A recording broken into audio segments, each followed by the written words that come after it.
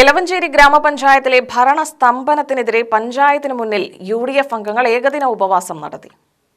പഞ്ചായത്തിന്റെ കെടുകാര്യസ്ഥതയും സർക്കാരിന്റെ ഫണ്ട് വെട്ടിക്കുറയ്ക്കൽ നടപടിയും ചൂണ്ടിക്കാട്ടിയാണ് മണ്ഡലം കോൺഗ്രസ് കമ്മിറ്റിയുടെ നേതൃത്വത്തിൽ യുഡിഎഫ് അംഗങ്ങൾ ഏകദിന ഉപവാസമിരുന്നത്.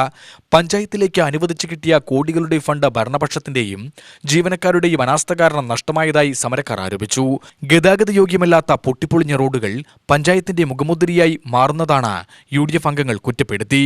ഡിസിസി പ്രസിഡന്റ് തങ്കപ്പൻ ഉപവാസ സമരം ഉദ്ഘാടനം ചെയ്തു. തട്ടിപ്പുകാരെ പോലും സംരക്ഷിക്കുന്ന ഇടതുപക്ഷ നിലപാടായി എലവഞ്ചേരി പഞ്ചായത്തിലെ CPM നേതൃത്വത്തിലുള്ള ഭരണസമിതിയും പിന്തുടരുന്നത് എന്ന് ഈ തങ്കപ്പൻ കുറ്റപ്പെടുത്തി.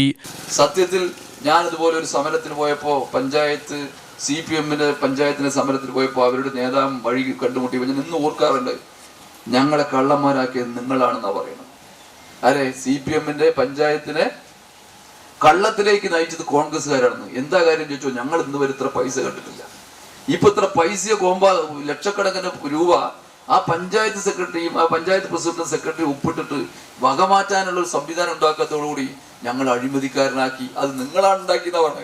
ഈ പൈസ അനുവദിച്ചു കൊടുത്തപ്പോ ഏറ്റവും കൂടി വികസനത്തിന് വേണ്ടി പൈസ പഞ്ചായത്ത് പ്രസിഡന്റിന് ഇവിടുത്തെ മുഖ്യമന്ത്രി പോലുള്ള അധികാരം കൊടുത്ത് പഞ്ചായത്ത് രാജിലൂടെ ഈ പഞ്ചായത്ത് സമ്പുഷ്ടമാക്കുകയും അധികാര കേന്ദ്രവും ആക്കി തീർത്തപ്പോ ഇവിടെ അഴിമതിക്ക്, പ്രത്യേകിച്ച് CPM ഭരിക്കുന്ന പഞ്ചായത്തിൽ അഴിമതിക്ക് പാത്രമായി മാത്രമല്ല ഇതുപോലെ വികസനം നടത്തുന്നത് പ്രതിപക്ഷ മെമ്പർമാർക്ക് അവർക്ക് വരുന്ന ആ റോഡ് കൊടുക്കില്ല, വെള്ളം കൊടുക്കില്ല. അതുപോലെ തന്നെ വികസനത്തിൽ രാഷ്ട്രീയം കണ്ടുകൊണ്ടിട്ടുള്ള ആ പ്രവർത്തനമാണ് നടക്കുന്നത്. മണ്ഡലം പ്രസിഡന്റ് M. ദേവൻ അധ്യക്ഷത വഹിച്ചു.